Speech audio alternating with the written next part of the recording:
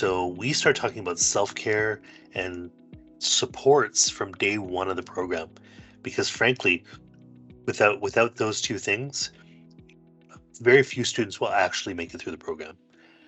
It is quite a rigorous MSW program, and so that's the first thing. So we set the tone right away.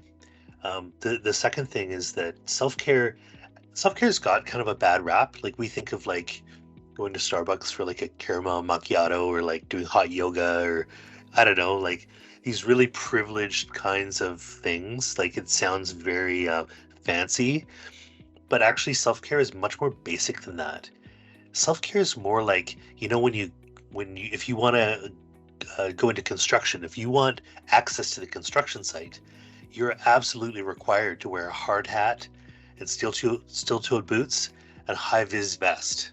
Those are mandatory. And now no one's saying I'm doing self-care if they're wearing those things. We say no, like you're wearing safety gear that you need to have on in order to do this work.